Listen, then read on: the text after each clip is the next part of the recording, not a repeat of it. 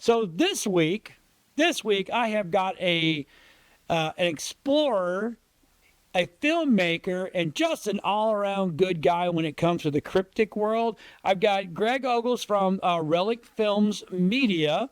Greg, buddy, it's good to see you. Hello.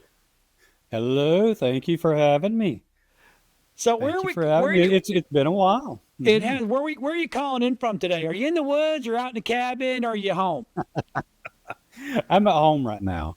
I'm in the middle of editing one of my films, one of my Yeah. latest films, and spending a lot of time at home. And of course, I still have a day job, so I got to get to the day job sometime or another. Them stinking day jobs. I don't know. See, I guess hmm I am one of the guys that in the paranormal and this whole world that this is my this is my work. This is my day job. So I kind of did, not as a host, but as a production guy. So hmm we got No. Joseph in the back doing TD work and all that kind of fun stuff.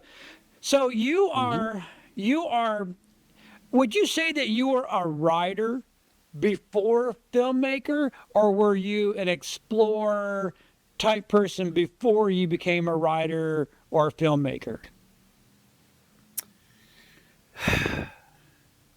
At first, I was just an engineer. And Oh, I was an explorer. Yeah, I always like the outdoors. Anything outdoors, I really love. And I was big into the hunting and fishing for quite a while. And eventually, I just got tired of hunting and fishing. Uh, when I was a kid, I had a little bit of an experience with a UFO. Actually, a lot of it. And it was quite terrifying, and I kept it in the back of my mind, for years and years and years. Never really talked about it until lately. But I will say that kind of got me interested into the paranormal world. So one day, I had just decided just to get up off the couch and stop watching the TV, stop watching the Finding Bigfoots, the Monster Quests, and all that, and actually go out and have some of these experiences myself. wow. Okay.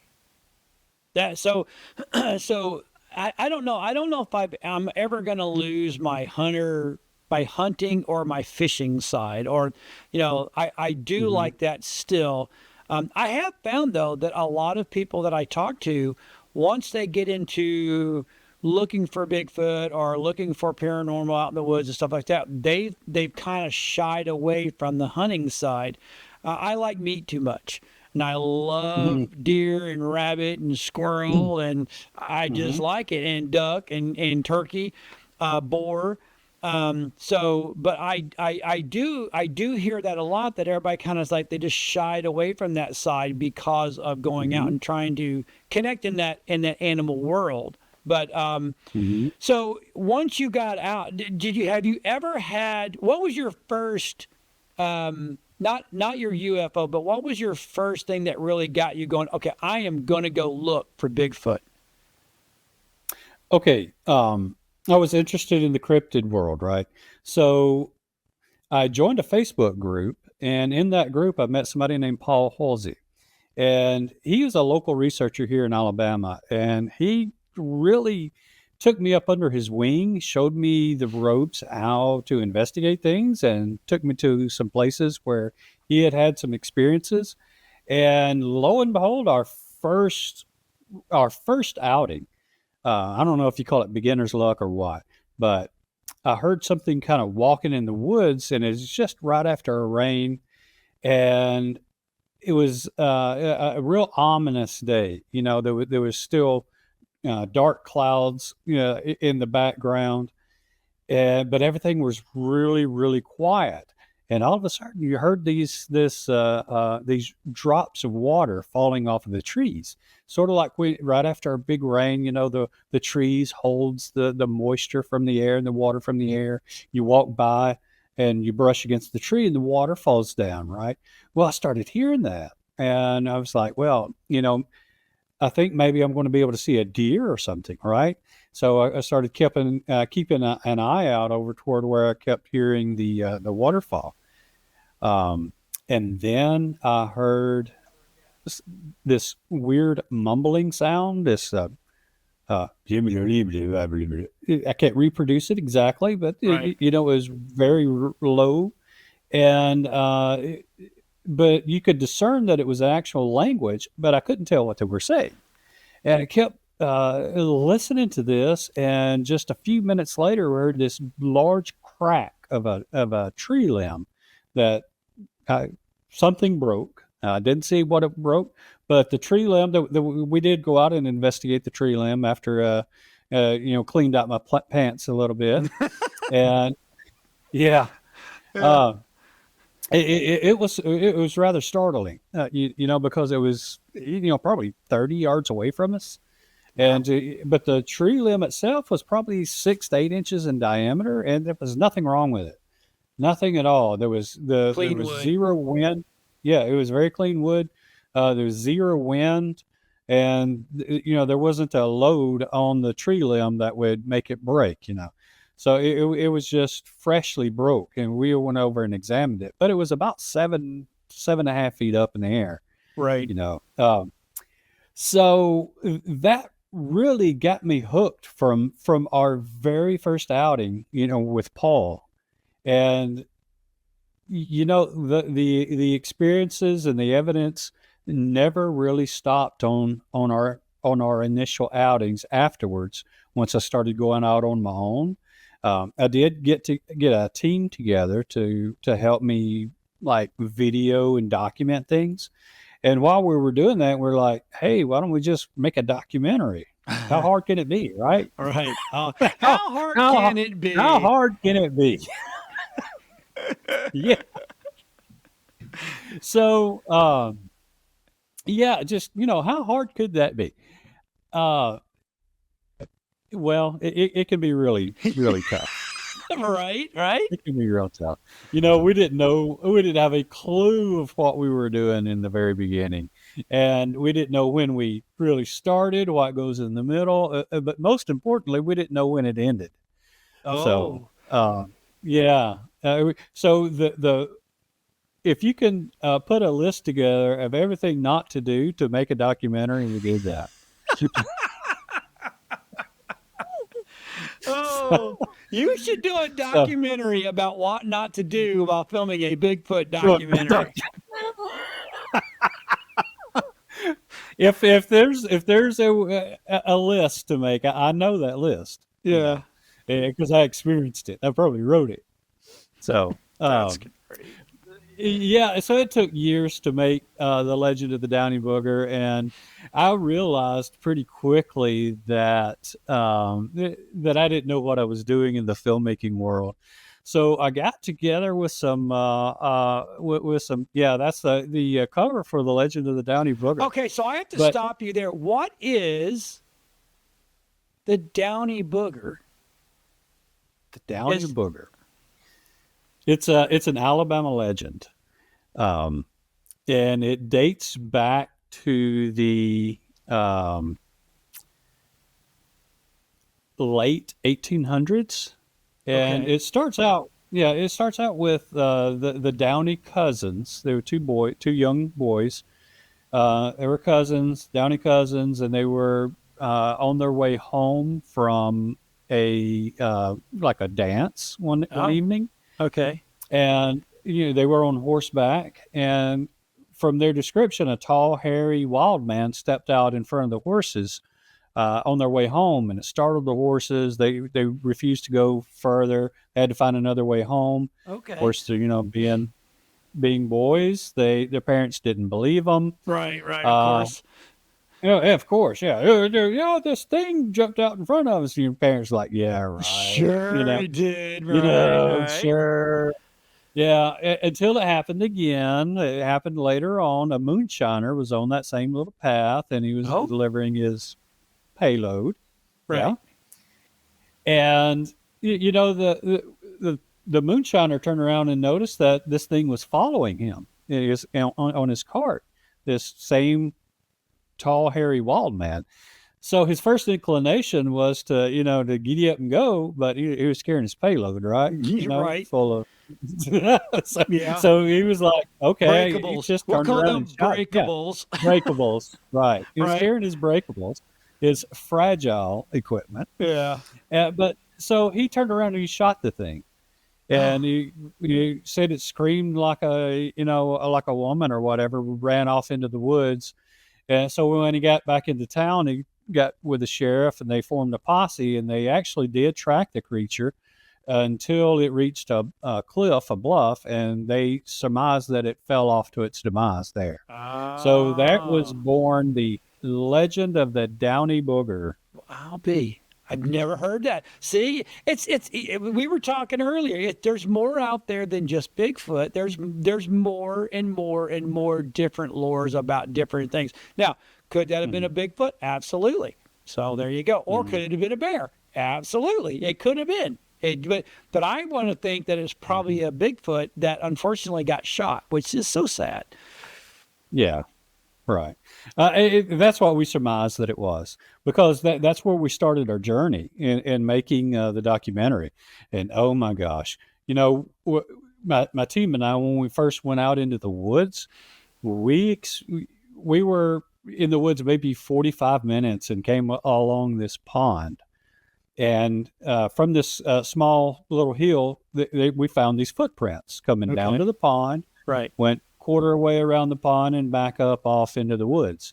And, they were 16 inches long and 7 inches wide. And the stride between them was about 5.5 feet, very typical of what I hear Bigfoot now. Right. But, I thought I was going to, be cute and start documenting everything. And, go back to where I said that I was an engineer or do engineering work, and I was used to documenting things, right? So part of my job was to document crashes, but I would be very much in a form that's technical, so very dry, no personality whatsoever. Yeah. And when I saw those clips of what I had done, and I said, nobody's going to see that. It's not going to make any kind of film. No. Yeah. So I had to go back and sort of relearn how to have an appearance on camera that's, less dorkish and more entertaining. Well, sometimes being a dork is actually better than not being a dork. I'm just saying. So now, so you've got that now, but you've also got now. I've heard this term. I've only heard this term in the last couple of years. The land between the lakes. I don't know what is that. The land between the lakes is a recreational area, a national recreational area, much akin to a national park. But it is bisected by Tennessee and Kentucky on the western side of Tennessee and Kentucky. Oh, okay. And if you look at a map, the top of Tennessee is straight until you get to the western side, and then there's a little bump right there on top of Tennessee. Right. And that little bump is actually the land between the lakes. Oh, okay. So when we drive up, we go to we go to the Mothman Festival every year, and I believe that when we drive up through there, we go through that, and there's these signs that says "Land Between the Lakes," and so now that's where this is at. That is some serious woodage out there. It is. And, that land has some bad juju to it, too. Yeah, that's what I'm hearing. It is. A lot of the property there went back all the way back to the Revolutionary War, where the owners of the property were granted that to the Revolutionary Warriors, were soldiers, as payment for their term spent in the Revolutionary War. And a lot of those families had that in their family line up until the government decided they wanted it back. Right. So they took all that land back and forced people out. It killed a lot of people because they didn't want to go. Destroyed their houses. All in the name of progress, Yeah. because they wanted. Used to be called the land between the rivers, and the Okay. government wanted to put some dams there for to make power, to generate power. So they dammed up TVA. the rivers. Right. TVA, you Yeah. got it. TVA. Right. Yeah. Yep. So they were able to dam up the lakes and submerged a lot of history. And, we think that created a lot of bad juju there. Well, And, yeah. Yeah. So now Yeah. this one is the cryptic expedition. And were you Mhm. going strictly for, because I see Bigfoot and I see Dogman, is that correct? That's correct. Okay, so that's heavy up in that area? Yeah, oh, absolutely is. Okay. Um, I'd never really heard of Dogman until I started making the film. Actually, midways through making the film. It was originally going to be about something completely different. Uh, so when I found out about the land between the lakes, I started doing some research and found out somebody who had a very interesting encounter there. His name's Martin Groves, Okay. and I got in contact with Martin, and he's incredible to talk to. Just absolutely incredible. Fantastic person, had a fantastic encounters, former law enforcement, and a very credible person. And Right. he experienced a dog man, and in his experience, he actually shot a dog man. Oh, It didn't kill it, however, right. but he actually shot the dog man. So I was like, wow, uh, this is something else other than just Bigfoot that Right. so I wanted to explore more. And I went from the Meadow Project, which is the Skinwalker Ranch of the South. Mm-hmm. I went from investigating with that group there in the film to the land between the lakes. Wow. Now I see. Okay, so again, I'm a huge nerd, but I'm unfortunately not one of those kind of nerds that go deep into anything. I just like Mhm. it. So, but I finally got into something where I'm trying to go as deep as possible on the whole cryptid side, paranormal. Um, I've seen stuff on the paranormal side that will literally turn you white. But when people kept telling me dogman, right? I Mhm. always understood it from the Native American, the Indians, that the dogmen were actually a warrior tribe from the different Indian tribes throughout America, and Mhm. those were the ones that went out to the woods that disappeared away from all the government, all away from all the armies and stuff like that. And that's the lore that I know because I have family that are Cherokee and Ute and Mhm. Paiute, and so I've always that's what I understood as dogmen were, but I didn't know that there was a creature out there. And me, I look at it. So the first thing that the non-cryptid person says, well, that's just a werewolf, right? That's what Mhm. they're trying to give a werewolf a different name. Mhm.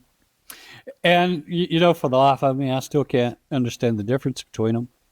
You I, know, yeah, uh, so I try to stay away from knowing too much because I really don't know too much right, right, right, about the right. dog man, because I still think, werewolf, hello, but that's Yeah. been in lore for God for Oh yeah, yeah. No, generations. that's what people You know. tell me, and especially the Appalachian side. And then I've got, so it's kind of Mhm. weird. I got heavy family. My dad's side's all Appalachian. My mom's side's all Mhm. Ozarks. So I guess I'm a hillbilly. That I didn't even know I was a There you go. hillbilly until someone told me about 2 or 3 months ago. Oh, you've got hill people in both sides of you because you're a hillbilly. You just didn't know you were a hillbilly. Um, Mhm. so I mean, but I do. So to me, the Dogman lore kind of more fits into a Wendigo or a Skinwalker? Because typically those I go think so. into a wolf side, right? Yes. Kinda. Yeah, kinda. I think that would be accurate. Yeah. Now, I've not experienced, to my knowledge, I've not experienced having a dogman experience, Right. but I have had Bigfoot experiences and have seen Bigfoot. So I know for a fact they're 100% real. Right. Don't know what they are still, but they are out there. They're real, and I still love making movies about them. Yeah. I absolutely love it. And So you said you were editing. Can you talk about what's coming by any chance? yeah, Can you tease a little absolutely. bit? I can tease.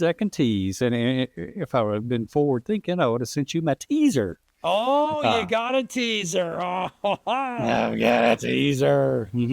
Yeah, the new film is called The Vanished, and what it's Ooh. going to do is center around missing people that are in our national forests, and it's more specifically the Smoky Mountain National Forest. Okay. And we're going to concentrate in on two particular missing. There's lots and lots of missing people there. Right. So we don't want to take away from the importance of any one of them, but for the sake absolutely. of the film, Right. for the sake of the film, you have to sort of narrow it down to a few missing people if you want to try and investigate and see what happened. And we're focusing in on Dennis Martin, who went missing in 1969, and Mike Huron, which was more recent. So both of those were very, very close to the Townsend, Tennessee area. Oh, okay. So let's for everybody watching at home that are not deep in this lore, deep in this cryptid world, the Bigfoot world, the Smoky Mountains is part of the Appalachian Mountain, correct? That is correct. Okay, so because I've had people argue that the Smoky Mountains is not the same as the Appalachian Mountains. So no, it is. You just but they call them the Smoky Mountains because if you go to the if you go to Townsend or you go to Gatlinburg or you go up in that area, and you watch the clouds roll over the tops, hence the name the Smoky Mountains. Smoky, right? Oh. And then you go up into the Shenandoah Valley, still part of the Appalachians. It's just a different part of the Appalachians. Am I correct? 100%. So there you go. The Appalachian Mountains is an old mountain range, probably the oldest on the earth. From the looks of the hilltops. Yeah. They have to be there for a long, long time to be rounded over like they are. Right. So, other than giants, walking by, putting their hands on it. Just kidding. I don't want to go there. So the Vanish, that sounds like something I am ready to go watch soon. Now, are you completely done filming, or are you editing and go, oh, we need to go film this, or we need to go pick up some pickup shots here and there? I'm sorry. I didn't get that. Oh, I said, so there was a bit of. I saw that. I saw the glitch. So are you done shooting and filming, or are you going, oh, I'm editing and I may have to go do some pickup stuff? No, I'm done shooting. Okay. I'm done shooting. And I don't think that I'm going to need any pickup stuff. The only thing that I'll be doing is voiceovers. Gotcha. And that those are last anyway. Right. A lot of times you don't know when you need a voiceover until there's a place where you. Right. So, yeah, that's that. That's the point where I'm at. Okay. All right. And so you halfway through, quarter way through? Oh, you're freezing on me. Them ghosts are getting to you. Yeah. No, it's okay. It's all good. Yes, they are. Yes, they are. Our internet sometimes is sketchy. I'm out in the middle of the woods. Oh, been there, done that, guy. I completely understand. So I'm probably about 60% through. Oh, nice. So it's getting close. So we got a little under 3 minutes. Where can people go to find the films to A, support you, B, to buy them, and then C, to watch them? Okay. you can go to relicfilmsmedia.com. That's my Patreon page. Okay. And there you can access both movies to watch digitally. And you'll also be able to stream them on the Channel 12 TV network. Okay. And soon to be other TV networks as well. Yes. That's what I'm hoping for. Yes, baby. The Legend of the Downy Booger on Tubi TV and several other streaming platforms. Oh, phenomenal. Now, I see you had sponsors there. You had a small, a medium, and a large sponsor. You want to go into that real quick? I think. Yeah. Right. The small sponsorship is meant for patrons who will want special access to unique content that's only going to be on my Patreon page, and it's going to be like behind the scenes stuff and some other small that will give people more insight into the filmmaking business. Gotcha. And the two other ones are meant for donations because these processes are extremely expensive. Yeah. And any help is greatly appreciated, and it really helps us bring out better content. That's phenomenal. So you're editing this. So let me ask you this, because I'd be a bad host if I didn't ask this. So I know you're 60% done with the one you're working on now. Do you have other ones already locked and loaded? Absolutely. I love it. I've got two more. I've got Return to the Land Between the Lakes. And I've got a special one that I'm really looking forward to. I'm going to Oregon in the summer of 26. And that's going to, we're going to delve into portals and Bigfoot out there. Ooh. And yeah. I've got some unique information about a portal site there. And it's my hopes to be able to fly a drone through the portal. Oh, my. Oh, you better get one of those ones you may not ever want to have to worry about getting back. I'm just saying. And make sure you record your screen just in case. Right. All right, everybody. We've had Greg Ogles on, and we've had his information up. Please go and support this man. He is on a mission, and I tell you what, everything he does is top-notch. You will not be disappointed. We've had all of his information up. We will see everybody on the next show of the Parageeks.